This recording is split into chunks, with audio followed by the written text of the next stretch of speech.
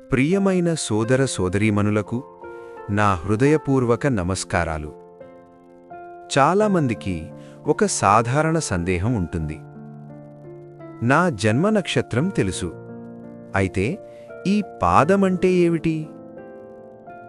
నక్షత్రం తెలుసుకుంటే సరిపోతుందా, లేదా పాదం కూడా తెలుసుకోవాలా? పాదం వల్ల నిజంగా అంత తేడా వస్తుందా? ఈరోజు ఈ వీడియోలో ఈ అన్ని సందేహాలకు ప్రశాంతంగా, సులభంగా, మీకు పూర్తిగా అర్థమయ్యేలా సమాధానం చెప్పబోతున్నాను. ఈ వీడియో చివరి వరకు చూడండి. అప్పుడు మీరు నక్షత్ర ఫలాలు మరింత స్పష్టంగా ఎందుకు పనిచేస్తాయో అర్థం చేసుకుంటారు. ముందుగా నక్షత్రమంటే ఏమిటో గుర్తు చేసుకుందాం. చంద్రుడు ఆకాశంలో ప్రయాణించే మార్గాన్ని మన ఋషులు 27 భాగాలుగా విభజించారు. ఈ 27 భాగాలే 27 నక్షత్రాలు.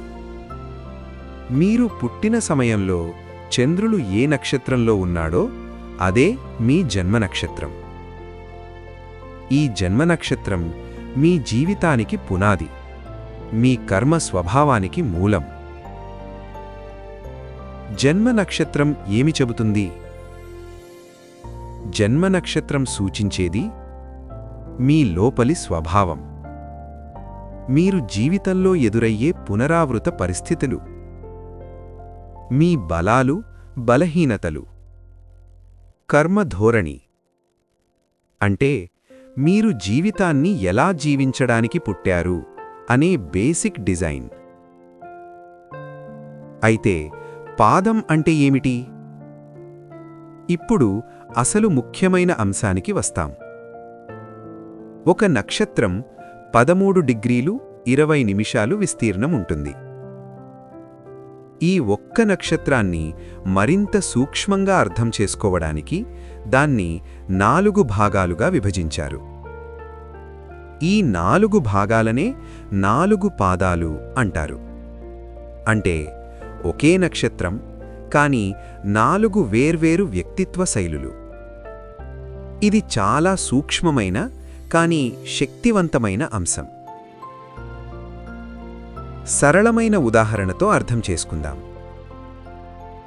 ఒక కుటుంబాన్ని ఊహించండి. తల్లి ఒక్కటే, కానీ పిల్లలందరూ ఒకలా ఉండరు. అలాగే నక్షత్రం ఈక్వల్ టు తల్లి, పాదం ఈక్వల్ టు పిల్లల స్వభావం. అందుకే ఒకే నక్షత్రంలో పుట్టినవారైనా జీవిత విధానం, ఆలోచనా శైలి, నిర్ణయాలు వేరువేరుగా ఉంటాయి.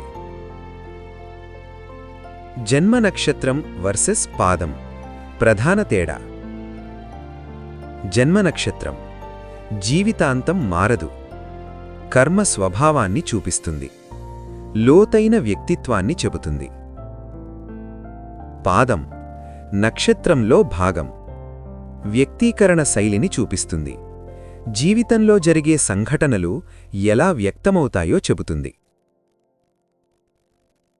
సింపుల్గా చెప్పాలంటే నక్షత్రం ఈక్వల్ టు ఏ సమస్యలు వస్తాయో, పాదం ఈక్వల్ టు ఆ సమస్యలకు మీరు ఎలా స్పందిస్తారో. ఎందుకు పాదం అంత ముఖ్యమైనది? చాలామంది అంటారు, మా ఇద్దరిది ఒకే నక్షత్రం, కానీ మా జీవితాలు చాలా వేరేలా ఉన్నాయి. దానికి కారణం పాదం వేరు.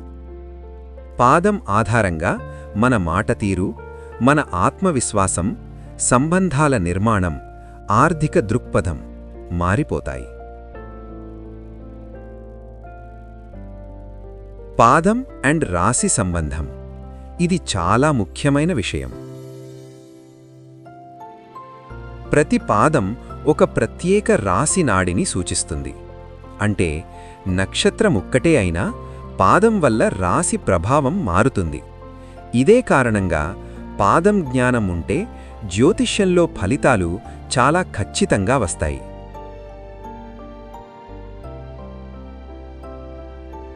పాదం లేకుండా ఫలితాలు చెబితే ఏమవుతుంది? పాదం తెలియకపోతే ఫలితం సారాంశంగా ఉంటుంది, పూర్తిగా వ్యక్తిగతంగా ఉండదు. పాదం తెలిస్తే ఫలితం సూక్ష్మంగా ఉంటుంది, వ్యక్తి జీవితానికే సరిపోయేలా ఉంటుంది. అందుకే లోతైన జాతక విశ్లేషణలో నక్షత్రం ప్లస్ పాదం రెండూ తప్పనిసరి. నక్షత్రం, పాదం ఫలాలను ఎలా వినాలి? ఇది చాలా ముఖ్యం. నా పాదం ఇలా ఉంది కాబట్టి జీవితం ఇలానే ఉండాలి అని అనుకోవద్దు. ఇది నా స్వభావం, దీనిని నేను ఎలా సమతుల్యం చెయ్యాలి అని ఆలోచించండి. జ్యోతిష్యం మీ భవిష్యత్తును రాయదు, మీకు మీ మీద అవగాహన ఇస్తుంది.